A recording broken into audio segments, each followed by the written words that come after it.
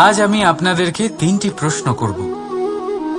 তাহলে প্রথম প্রশ্ন, এমন কে আছে যার ওপর আপনি অনর্গল প্রহার করার পরেও সে হাসে আর আপনাদেরকে আনন্দ দেয়? আপনাদের উত্তর হবে ভূমি বা বৃক্ষ।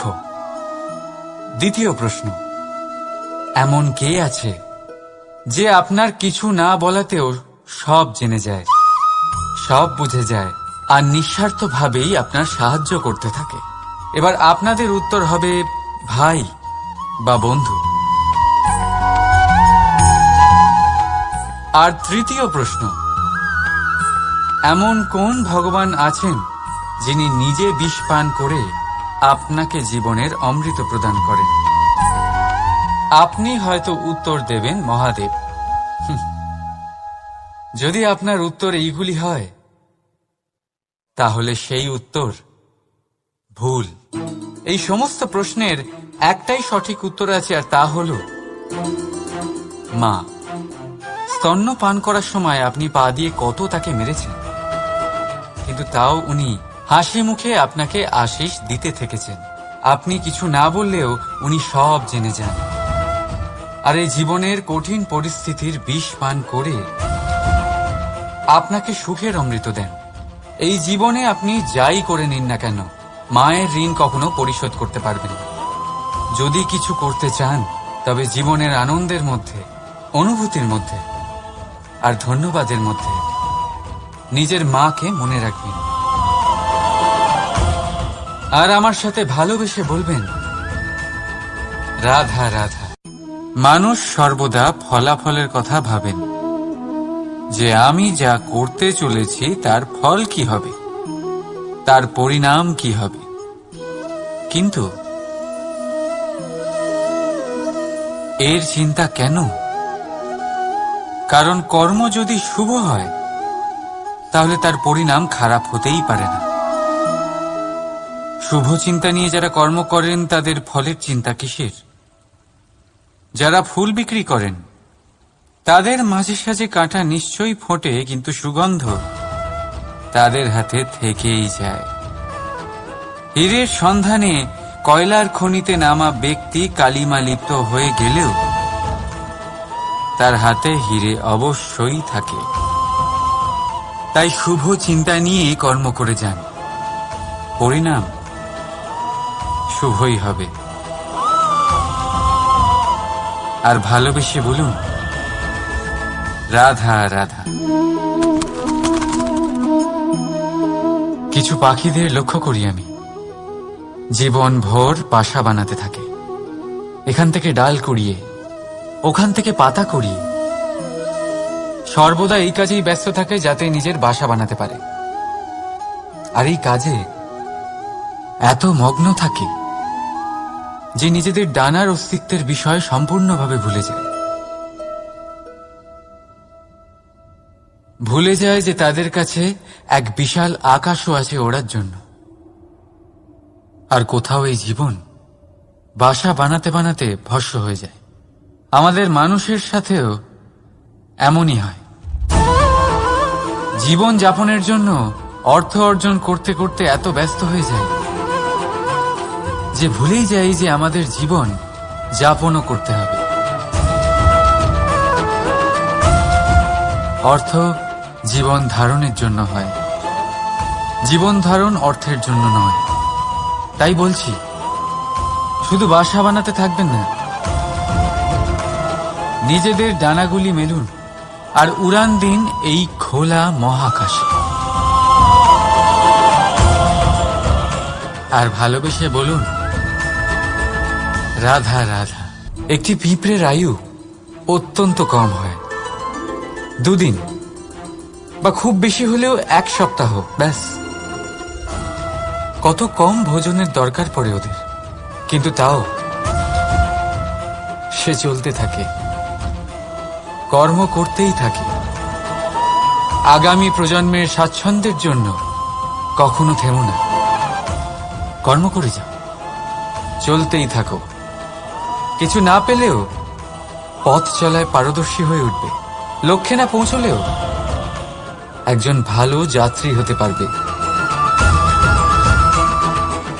তাই ভালোবেসে বলো রাধা রাধা। বাল্যকাল থেকে অনেক ধাঁধার সমাধান করেছেন আপনি, তাই তো? তাহলে আজ আরেকটার সমাধান করুন।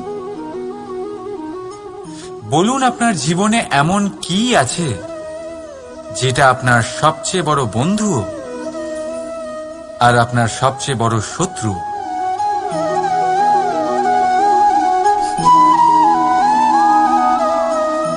বুঝদারের জন্য ইশারাই যথেষ্ট। ঠিক ধরেছেন আপনি। সেই বস্তু হল সময়। কেন কেন সময় আপনার সবচেয়ে বড় বন্ধু আর সময়ই আপনার সবচেয়ে বড় শত্রু? উত্তর হল সময়ের সম্মান। যে ব্যক্তি সময়কে সম্মান করে সে নিজের জীবনে সমস্ত লক্ষ্যে পৌঁছে যায়। সংসার তার গুণের কদর করে, তাকে মাহাত্ম্য দেয়। আর যে ব্যক্তি সময়ের মাহাত্ম্যকে সম্মান করে না, বুঝতে পারে না, কারণে অকারণে তার অপমান করে, সংসার তাকেই ভুলে যায়। এই জন্য সময়কে সম্মান করুন, তা নষ্ট করবেন না। কারণ ভালো সময় এই সংসারকে দেখাবে আপনার বাস্তবিক রূপ, কিন্তু খারাপ সময় আপনাকে দেখাবে এই সংসারের বাস্তবিক রূপ। তাই ভালোবেসে বলুন রাধা রাধা। জীব জন্মগ্রহণ করে আর তার সাথেই সজাগ হয়ে ওঠে তার স্মৃতি। স্মৃতি বড়ই শক্তিশালী, তা থেকে হয় বিচিত্র অনুভূতি। সব সময় আপনার সাথে থাকে। আপনার সাথে যা যা ঘটে সেটা কোথাও না কোথাও কোনো এক স্থানে সঞ্চিত থাকে। কিন্তু কখনো কখনো আমরা ভুলে যাই যে এই স্মৃতি আমাদেরই। তাই এর মধ্যে আমরা কি রাখব আর কি মুছে দেব তা আমাদের ওপরই নির্ভরশীল। এই জীবনে আমাদের কি মনে রাখা উচিত? সুখ, আনন্দের মুহূর্ত, সেই মুহূর্ত যেখানে আমরা উপকৃত হয়েছি, সেই মুহূর্ত যখন কেউ বন্ধুত্বের মর্যাদা দিয়েছে, সেই মুহূর্ত যখন আমরা কাউকে আনন্দ দিয়েছি। কিন্তু আমরা কি মনে রাখি? নিজের দুঃখ, কষ্ট, সেই মুহূর্ত যখন কেউ আমাদের সাথে খারাপ করেছে, সেই মুহূর্ত যখন কেউ শত্রুতা করেছে। আর তারপর এই স্মৃতিগুলোই আমাদের তাড়িত করে প্রতিশোধের জন্য। তাই আমাদের কি বলা উচিত আর আমাদের কি মনে রাখা উচিত তা আমাদের উপর নির্ভর করে। এই জীবনে সবকিছু ভুলে যান, কিন্তু এই কথা অবশ্যই মনে রাখবেন, যে কথা ভোলার তা মনে থাকে তাই বিবাদ বাঁধে।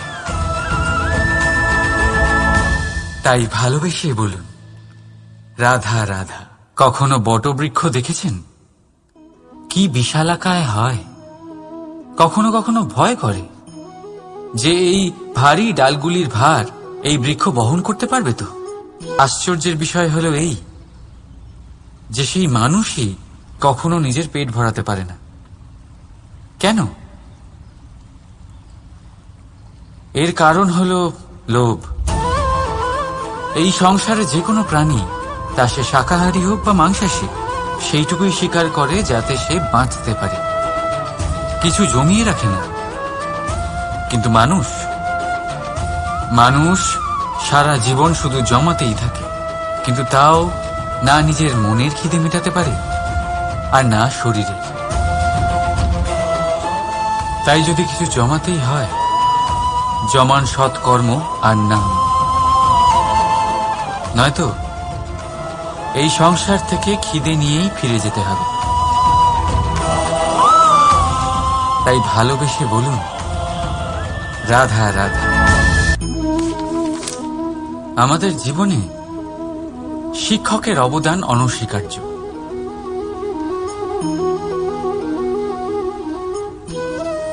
শিক্ষক যিনি আমাদের জীবন ধারণের প্রয়োজনীয় শিক্ষা দেন, জীবন যাপন শেখান, আর মৃত্যুর পরেও কিভাবে সুনাম বজায় থাকবে তা শেখান।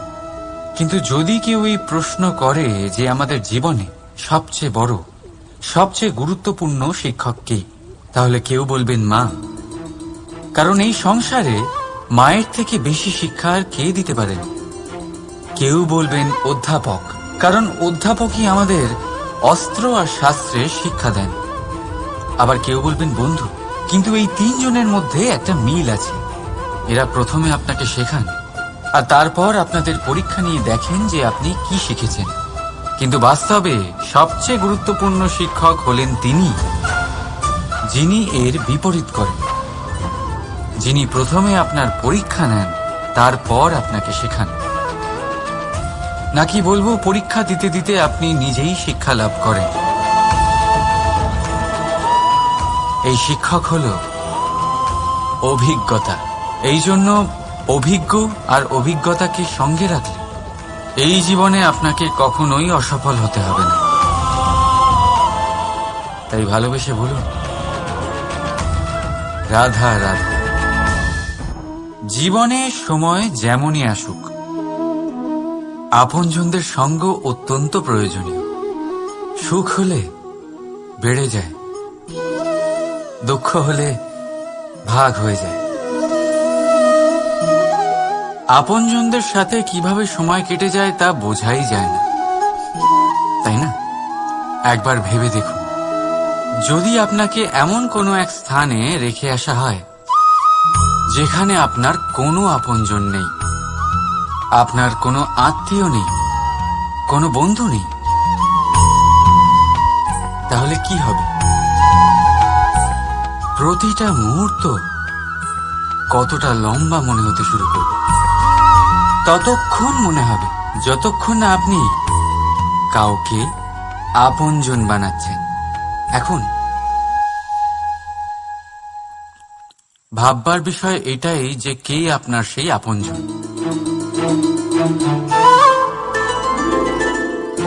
সেই আত্মীয় যার সাথে আপনার রক্তের বন্ধন, নাকি সেই বন্ধু যার সাথে আপনি বাল্যকাল থেকে বড় হয়েছেন, নাকি সেই সহকর্মী যার সাথে আপনি কাজ করেন? কেউ না। আপন সেই যে বিপদের সময় আপনার পাশে থাকে। আপনজনের পরখ সময়ের কোষ্ঠী পাথরে করা হয়। তাই মনে রাখবেন, আপনজনদের সাথে সময়ের খেয়ালই থাকে না, কিন্তু সময়ের সাথে আপনজনদের অবশ্যই চেনা যায়। তাই ভালোবেসে বলুন রাধা রাধা। মানুষের একটা বিশেষ প্রবৃত্তি হল তারা কখনো নিজেকে নিয়ে সন্তুষ্ট হন না, কখনো নিজেকে নিয়ে প্রসন্ন হন না। যা আছে তার থেকে বেশি পেতে চান, যা পেয়ে গেলেন তার থেকে আরো বেশি পেতে চান। নিজেদের জীবনে বদল, পরিবর্তন আনতে চান। আর এই প্রবৃত্তি এই সংসারে সবচেয়ে মহান, কারণ এই প্রবৃত্তির জন্যই সংসারের বিকাশ হয়। কিন্তু এই বদলের জন্য মানুষ তার খোঁজে থাকেন যা তার জীবনে বদল আনতে পারবে, তাকে পথ দেখাতে পারবে, তার জীবনে পরিবর্তন আনতে পারবে। আর তাই মানুষ সংসার জুড়ে তাকেই খোঁজেন যিনি তার পাশেই আছেন।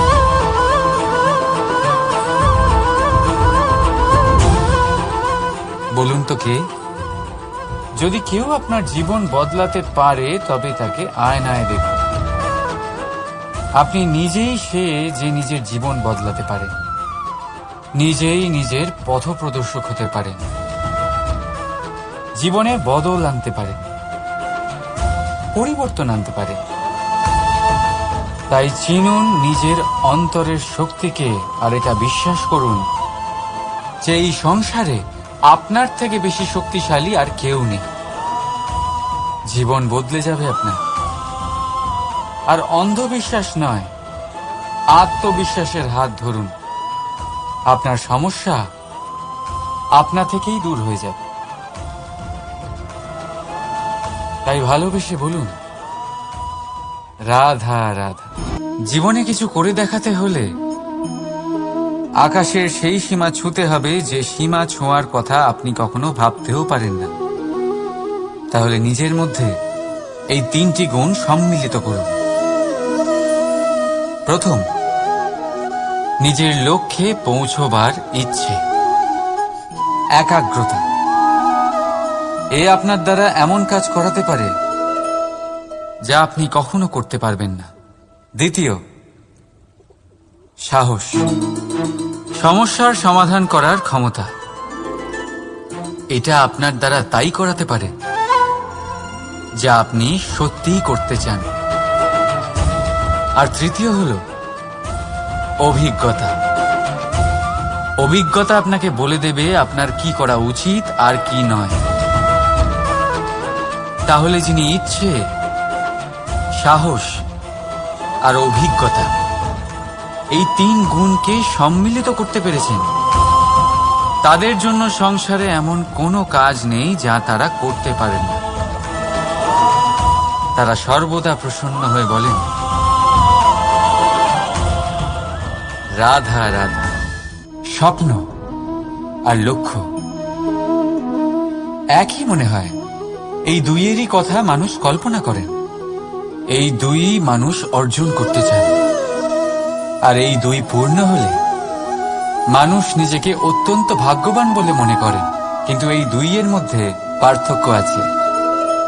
পার্থক্য এই যে স্বপ্নের জন্য বিনা পরিশ্রমের ঘুম দরকার হয়, আর লক্ষ্যের জন্য বিনা ঘুমের পরিশ্রম।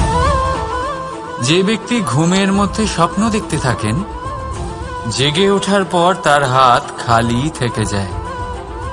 আর যে ব্যক্তি পরিশ্রম করেন, শয়নকালেও তার হাত তার লক্ষ্যেই থাকে।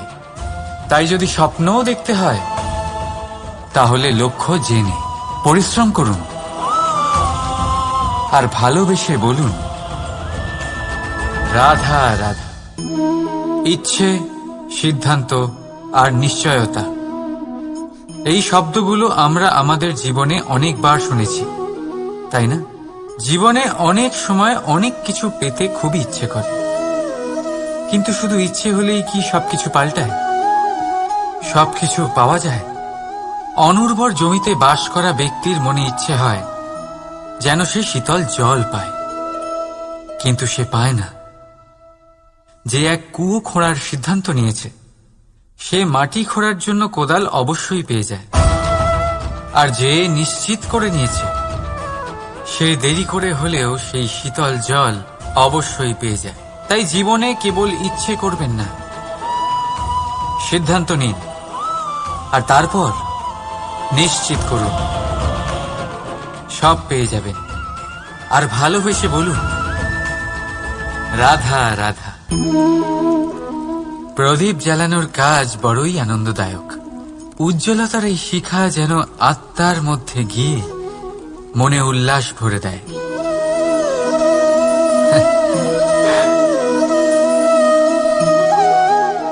এই আমি কি করলাম?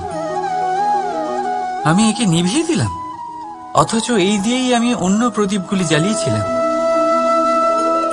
কারণ যতক্ষণ এই শিখা অন্য প্রদীপগুলিকে জ্বালাচ্ছিল, ততক্ষণ এই নিজেও জ্বলছিল। কিন্তু যেই ও এই কাজ করা ছেড়ে দিল, তখন একেও নিভতে হলো। বুঝলেন?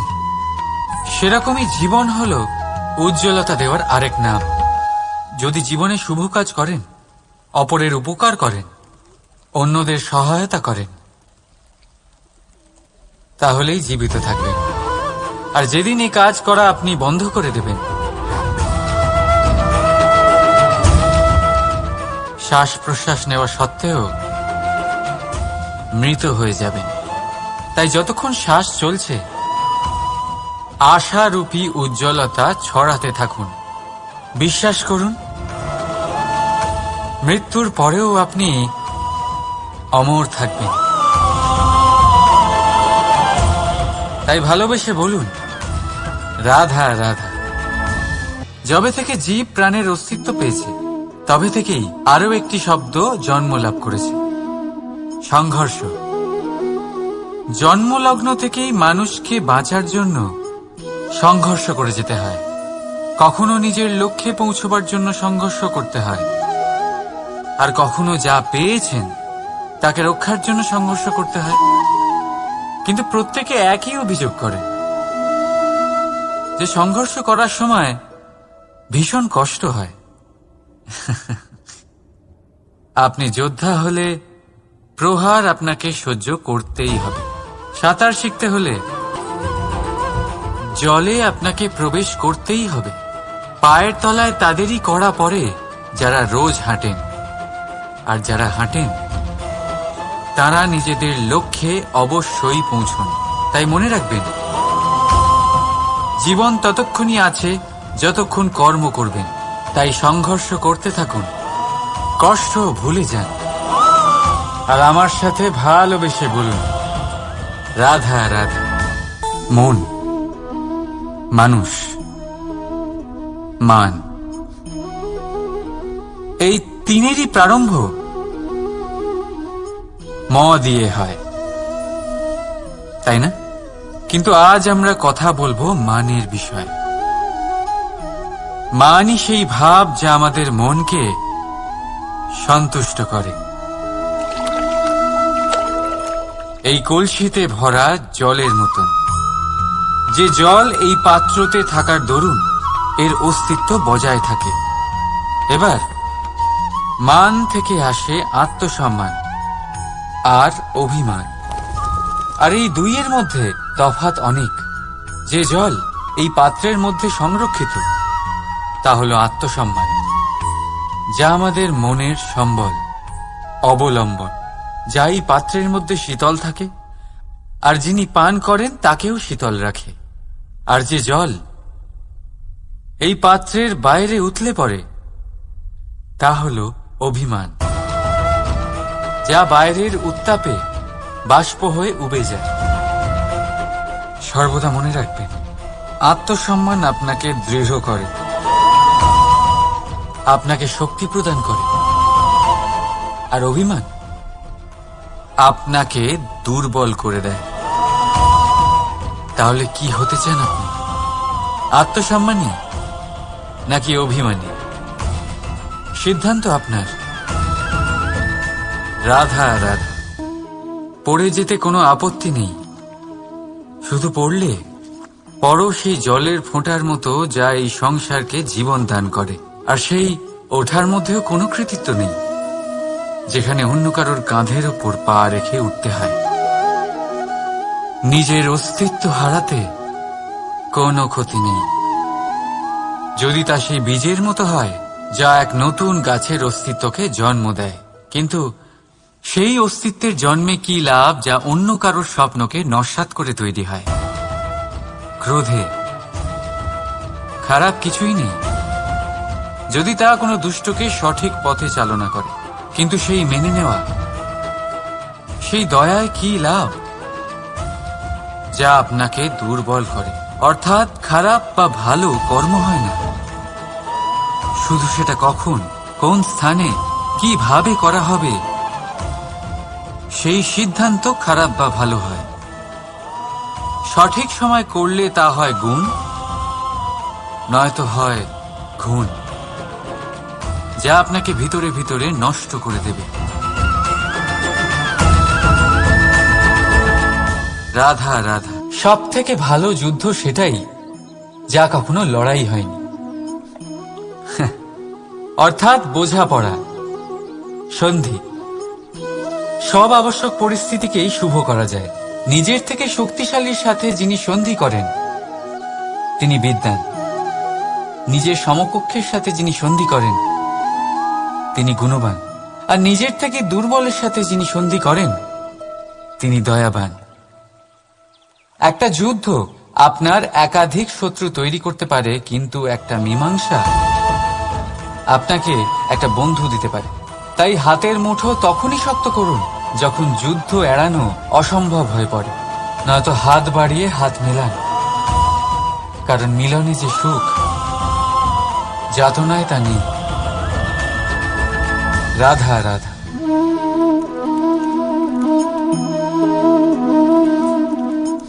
শীতকালের সন্ধ্যায় এই জ্বলন্ত কাঠে হাত সেঁকতে কার না ভালো লাগে। কত সময় পেরিয়ে যায় এই কাঠ সরাতে ঘোরাতে, বোঝাই যায় না। এই কাঠগুলি আগে জ্বলে, তারপর আমাদের উষ্ণতা দেয়, আর তারপর ছাই হয়ে যায়। আচ্ছা বলুন, এই আগুনের উৎপত্তি কোথা থেকে হয়? উত্তরটা সহজ, এই কাঠ থেকে। আচ্ছা, এই ছাইয়ের উৎপত্তি কোথা থেকে হয়? উত্তর সেই একই, এই কাঠ থেকেই। তাহলে আগুন আর ছাই, এই দুইয়ের উৎপত্তি কাঠ থেকেই হয়। এবার ভাবুন, আগুন যা এই কাঠ জ্বালায়, আর ছাই সেই ছাই যা এই আগুন নিভিয়ে দেয়। কিছু বুঝলেন? আপনার শক্তি আপনার ভেতরেই উৎপন্ন হয়, আর আপনার অন্তরের ক্ষতিকর সেই ছাই, সেটাও আপনার ভেতরেই উৎপন্ন হয়। তাই নিজের ভিতরের উজ্জ্বলতা দিয়ে এই সংসারকে আলোকিত করতে চান, নাকি নিজের ভেতরের আধার বার করে এই সংসারে অন্ধকার আনতে চান? সিদ্ধান্ত আপনার। রাধা রাধা।